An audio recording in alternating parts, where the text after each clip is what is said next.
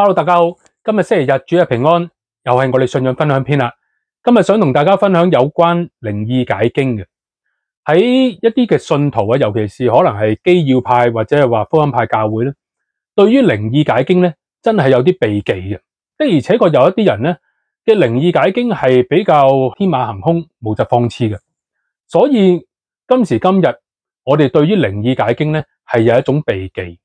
不過其實咧呢幾百年以嚟咧，靈意解經咧，其實比較少咗啲嘅啦。喺幾百年前，喺未有理性抬頭嘅時候咧，比較多一啲。呢幾百年咧，理性主義抬頭，所以我哋咧就比較着重喺邏輯思辨上邊去理解聖經。喺神學嘅訓練裏邊，亦都係嘅。我哋比較着重咧就係邏輯思辨。我哋可以借助坊間嘅人文科學啦、考古學啦等等吓、醫學啊等等。去對於我哋對於經文、信仰、神學嘅理解咧，可以進行立論嘅基礎嚟到幫助我哋去解釋我哋嘅立論嘅咁。對於靈意解經，今時今日咧，我哋可能都會聽到有啲人講某某人靈意解經，咁其實咧係已經係有少少貶義，因為好似就係嗰個人講嘅嘢對於經文嘅理解咧係唔夠深入嘅研究。唔夠外證啦、內證啦，又或者前文後理係唔係咁通順啦等等。咁所以咧喺教會裏邊咧，弟兄姊妹當中咧，有陣時你會聽到呢個詞嘅，但係通常咧都係比較貶義嘅，係咪？喺聖經咧，申命記第25章，我哋等陣會讀一讀，大家留心裏邊所講嘅究竟係啲乜嘢？喺申命記25章1節至到10節。人若有爭訟來聽審判，審判官就要定義人有理，定惡人有罪。惡人該受責打，審判官就要叫他當面伏在地上，按着他的罪照數責打，只可打他40下，不可過數。若過數，便是輕賤你的弟兄了。牛在場上喘穀的時候，不可攏住他的嘴。弟兄同居，若死了一個，沒有兒子，死人的妻不可出嫁外人，她丈夫的兄弟當盡弟兄的本分，娶她為妻，與她同房。婦人生的長子必歸死兄的名下，免得他的名在以色列中塗抹了。那人若不願意娶他哥哥的妻，他哥哥的妻就要到城門長老那裏說：我丈夫的兄弟不肯在以色列中興起他哥哥的名字，不給我盡弟兄的本分。本城的長老就要召那人來問他，他若執意說我不願意娶她，他哥哥的妻就要當着長老到那人跟前，脫了他的鞋，吐唾沫在他臉上，說：凡不為哥哥建立家室的，都要這樣待他。在以色列中，他的名必稱為脫鞋之家。大家讀到呢一章啊，或者係話我哋只係讀咗10節，其實成章其實申命記好多呢一啲嘅，就係教導呢啲嘅以色列人，你點樣對待你嘅弟兄啦，係嘛？點樣愛人啊？點樣有好多嘅規條啊？準做呢樣，唔準做咗一樣，你係應該點做等等。喺呢一度咧，我哋只係讀咗10節，大家有冇發覺咧？佢當中所講咧，其實你能夠白紙黑字咁樣，即係佢點樣寫，你就點樣遵守，係咁樣嘅。佢完全嘅意味就係直情講埋啲細節。如果你哥哥死咗啦，個弟弟咧唔肯娶佢嘅老婆嘅話咧，唔肯為哥哥立後啊，咁咧個妻子咧就可以點樣點做。其實完全所有嘅細節咧，你係跟住可以咁樣做。不過當中有一節好奇怪。第4節，牛在場上喘穀的時候，不可攏住他的嘴。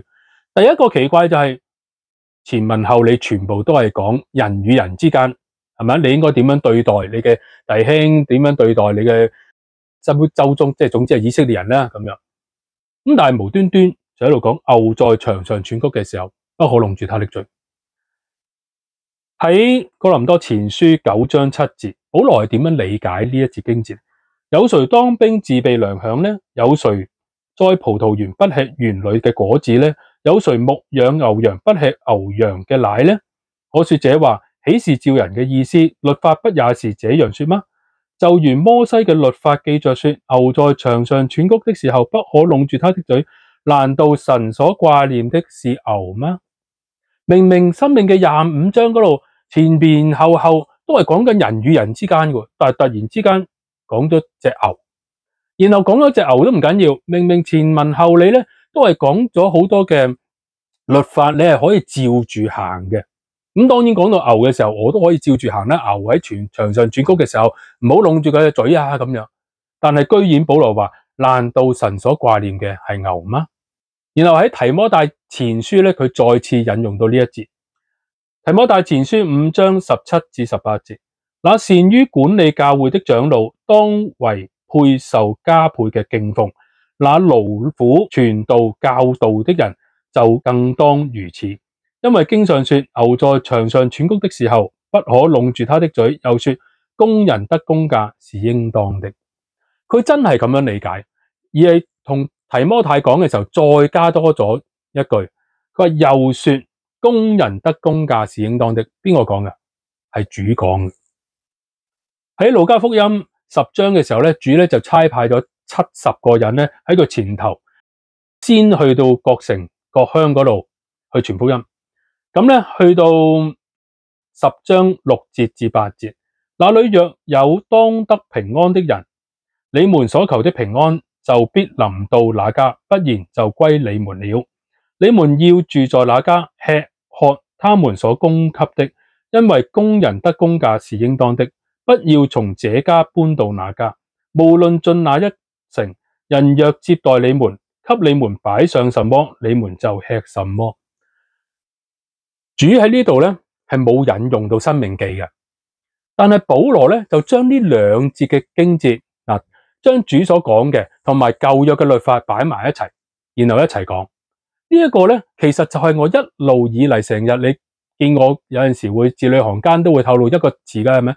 就係屬靈嘅脈絡，屬靈嘅邏輯。屬靈咧有一個脈絡嘅，佢有一個邏輯嘅。保羅引用到申命記嗰隻係好似風馬牛不相及嘅，無端端即係單係講嗰一段都已經風馬牛不相及，上文下理都唔係講緊嗰樣嘢嘅，無端端彈咗一隻牛出嚟，係咪？然後居然保羅亦都引用到主所講嘅係同一個嘅邏輯，同一個嘅脈絡，呢一個咪就係正正係靈意解經。當然我哋今日咧係唔會有人咁樣講保羅噶，係咪？因為保羅講噶嘛。其實喺當其時，點解保羅要喺度講話唔通神掛念嘅係隻牛咩？就係正正當其時人對申命記嘅理解係真係諗住係你，因為你前文後理都係白紙黑字，我哋可以遵守嘛。咁你講到牛，咁咪梗係白紙黑字遵守啦。唔通我可以諗到啲咩嘢咧？係咪？但係居然保羅捉到一個屬靈嘅邏輯。咁當然對於今日嚟講咧，我哋係好避忌嘅，因為大家留意到，保羅係執咗一句出嚟嘅。不過咧呢一段咧，其實係一個好特別嘅，好明顯代表到保羅嘅靈意解經嘅。我哋今日嘅解經咧，當然唔夠膽咁樣啦，係咪？太過天馬行空啦。通常今日嘅神學訓練咧，你一定要盡量咧有兩大類嘅，就係你要揾內證外證啦，喺聖經裏邊係嘛？尤其是我哋亦都會借助一啲嘅坊間嘅學科啦、智慧啦等等，你會借助人文科學、醫學或者係話考古學等等，又可以借助坊間嘅智慧。通常咧，你見保羅都係嘅，講道啦，會借助當其時或者係嗰個群體所認知嘅一啲嘅邏輯背景，佢哋嘅信念等等，去切入聖經裏邊所講嘅，嚟到去做一個支持。所以今日咧，我哋嘅即係神學訓練啊，我哋做嘅論文咧，一定要有好多嘅支持。當然啦，經過咗咁多代嘅神學家咁樣，我哋會引用到唔同嘅神學家啦，或者係話某嘅牧者啦吓咁樣，對於我哋嘅立論咧係作為支持嘅，咁啊會穩陣啲。但係對於靈意解經咧，嚴格上嚟講咧，我哋唔可以咁輕忽，用一個貶義嘅角度去話某人。佢雖然屬聖經，不過係靈意解經。雖然屬聖經就好似當讀書一樣咁樣，唔可以咁輕忽。如果我哋貿然去咁樣評論別人咧，好容易只會顯出就係咩啊？我哋屬靈嘅幼嫩，同埋對於聖經嘅膚淺理解。喺6-7年前，喺我哋而家參加嘅教會裏邊，有一啲叫經卷研讀啊。其實每一個教會都有一啲經卷研讀嘅，係咪？就住唔同嘅經卷咧，係一齊嚟到去讀咁樣。咁但係其實咧，大體上啊，牧者傳道人咧，都係離唔開坊間嘅一啲嘅注解書嘅解法嘅。我周不時都講嘅，每一卷書，只要你喺坊間買4-5本一啲嘅注解書，睇下佢哋嘅點樣嘅理解，咁大體上邊咧都差唔多嘅。如果我哋嘅牧者傳道人都係引用到呢一啲嘅時候，而佢冇佢自己嘅領受，其實大家都係咁嘅啫。你係用嗰啲書嚟到去做你嘅支持，在座嘅弟兄姊妹佢嘅理解又係用嗰啲書嘅啫。大家都係正如保羅所講，有啲乜嘢你哋唔係領受嘅咧咁樣，所以我哋唔係咁容易輕忽去貶低別人，覺得人哋咧冇真知灼見。越係咁樣講嘅時候，越係顯出我哋嘅膚淺。所以我哋咧唔好咁容易去批評別人。如果我哋要批評別人嘅話咧，我哋必須要有一個合乎邏輯、合乎聖經嘅原則啊。無論你外證內證都好咧，嚟到指出嗰個人點樣唔合乎聖經。尤其是當對方嘅領受唔係超過喺以弗所書所講嘅7個1啊呢個基要嘅真理裏邊咧，其實我哋應該有一個開闊嘅心懷。我哋講一講6-7年前啊，有一次經卷研讀嘅時候咧，係讀到約拿書。咁大體上面可能弟兄姊妹如果信住一段時間或者係話都有追求嘅，對於約拿書大體上面都有一個理解，就係約拿係因為國仇家恨，所以佢唔願意去傳福音。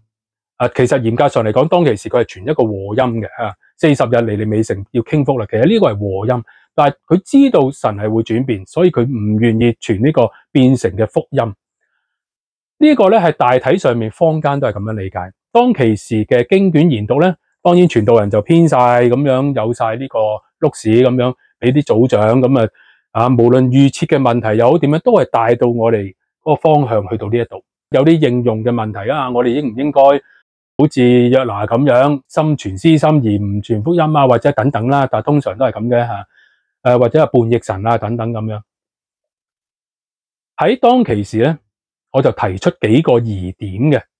如果我哋細心讀咧，約拿書係有一啲疑點喺度嘅。當然啦，今次我哋唔係講約拿書，所以咧我哋唔去細緻去睇咁。當其時咧，我就另外亦都舉到一個比喻俾大家去思考嘅。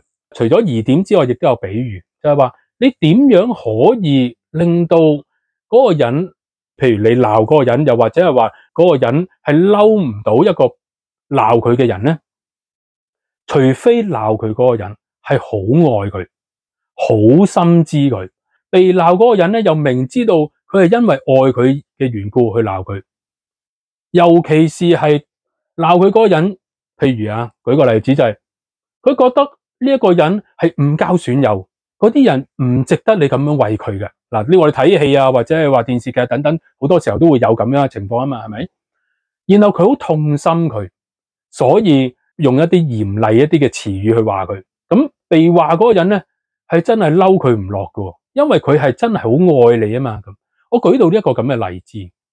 咁當然啦，當其時好似10幾唔夠20個，唔知係10幾人起碼有，個個都呆晒啦，睇住份碌屎，你係咁樣講，又提出咁嘅疑問，冇一個人會有一個開放性嘅思維去諗呢一啲問題。然後嗰個組長咧更加有啲嬲啊，唔係咁樣嘅，傳道人俾咗個碌屎咧係咁嘅咁。咁當然我唔會拗嘅，拗嚟做咩？我又唔會多忽肉，係咪啊？咁樣，咁你咁樣領受咪你咁樣領受。但係喺我嚟講咧，對於約拿書咧，我真係覺得約拿係唔係簡單嘅一個人，佢好認識神，亦都好愛神，所以點解佢話完神鬧完神，神都會用一個好言相勸，你咁樣發怒合乎理麼咁？如果俾咗其他人，一早殺咗啦，一早佢都唔知去咗邊度啦，係咪？我咁嘅理解咧比較跳脫嘅，比較超出坊間一啲嘅注解書大體上面所講，我亦都不以為然啦，即係算啦，都唔好拗，即係佢有佢嘅領受。咁借住咧喺幾年前，有一個學者喺一個講座裏邊咧，去講約拿書，我一聽到，哇，不得了，精彩！我其中讀一讀佢所講嘅，佢話咧，所以我急速逃往他施去。喺其他嘅譯本點樣講嘅咧？佢話咧，喺羅馬嘅天主教咧，思高譯本咧，比我哋譯得更加好。佢話比基督教嘅任何譯本都準確。天主教會嘅聖經學者好厲害，翻譯成為，所以我預先逃亡他施。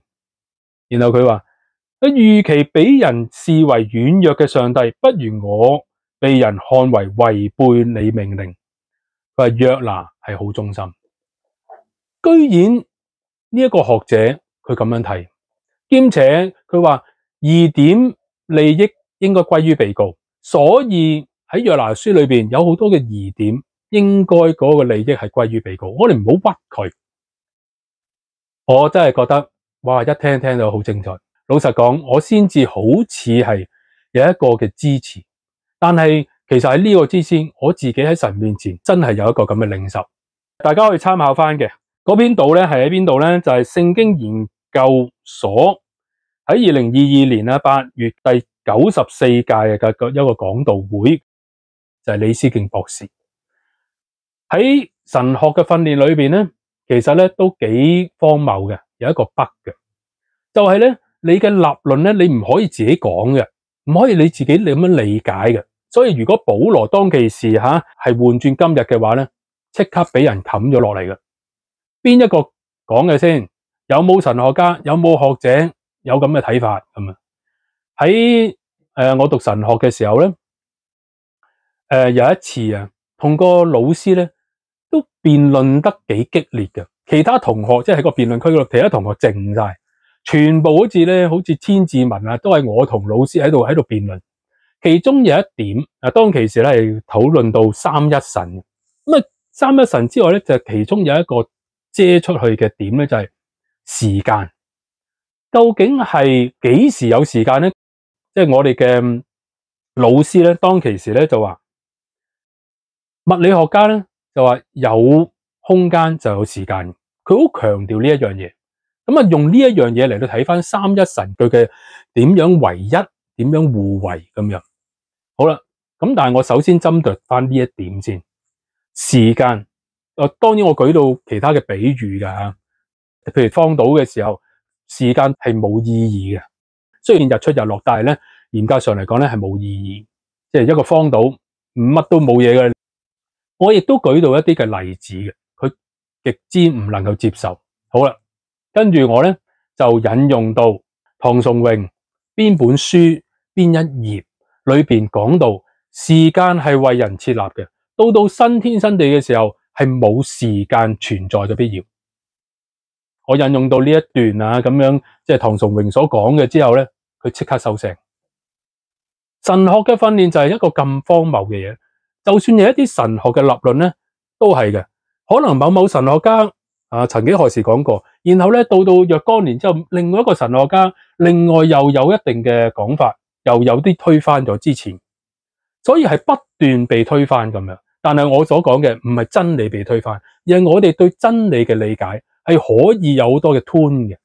所以喺今日咧，我哋真係有少少譬如受過神學訓練嘅，又或者係你一啲學者，又或者甚至乎我哋嘅牧者，好多時候會有一派嘅姿態，就係覺得你唔識聖經只有佢先至比較熟聖經咁樣，甚至乎咧會評論一啲嘅即係信眾啦，冇真知灼見，對於經文咧只係好似隨手拈來嘅靈意解經。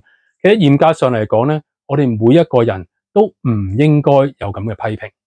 當我哋越係咁樣嘅批評嘅時候，只係顯露出我哋屬靈嘅幼嫩，同埋對於聖經真理嘅匱乏。彼此勸勉，我哋每一個人都應該比較謙卑一啲。大家有冇懷疑咧？就算我唔認同坊間一啲注解書講嘅，或者係坊間大體上邊由我初信到而家一啲牧者佢哋所講嘅一啲對經文嘅理解，我都會盡量有陣時會唔記得我唔知我有冇唔記得，但係通常我都會盡量會講就係有另外一個可能性嘅理解。因為如果對方對於經文嘅理解，你係冇辦法用聖經嘅原則，又甚至乎係佢係好合乎邏輯，即係對方所講嘅，而你又冇辦法用一啲合乎邏輯嚟到去反駁翻對方係幾咁唔合真理，唔合一個聖經嘅原則、聖經嘅邏輯嘅話咧，我哋係應該心胸要廣大去接納對方，除非違反咗以弗所書裏邊所講嘅七個一，呢個係我哋信仰嘅核心，就係身體只有一個，聖靈只有一個，正如你們蒙召同有一個指望，一主一信一洗一神，呢七個一係我哋必須要共同竭力保守呢一個嘅一。我哋如果超出呢七個一，我哋先至可以比較用啲嚴厲嘅詞語去對於佢嘅理解聖經咧去進行批評。如果唔係，只係喺一般性嘅應用性嘅理解，尤其是喺經文裏邊，佢提出好多嘅邏輯係合乎邏輯、合乎屬靈嘅原則嘅話咧，我哋係應該比較廣闊嘅心懷去接納，起碼接納就係可能有咁嘅解釋，可能有 A、B、C、D 嘅解釋。對於同一段經文，可以接納唔同嘅理解。凡係唔違反基要真理嘅，我哋都需要學習謙卑。如果唔係嘅話，只會顯出我哋嘅狹窄。我哋彼此互勉，我哋有小禱告啦。主耶穌，我哋感謝讚美你，求你得着鏡頭前面包括小字。但係當我哋愛慕你嘅話嘅時候，求你向我哋打開，向我哋開啟。尤其是喺今日我哋所學習、所認知嘅，我哋的而且確係需要喺邏輯思辨裏邊，並且對於你嘅話能夠喺你面前有一個直接主觀嘅認識，而唔係只係喺坊間裏邊依書直說，失卻咗喺你面前直接嘅領受第一身嘅得着。我哋感謝讚美你，得着鏡頭前面包括小子，好叫我哋往前嘅路上邊能夠扎根成長。我哋禱告奉靠主耶穌基督嘅名求，阿門。今日呢條片到呢一度啦，我哋下一個信仰分享篇再見，拜拜。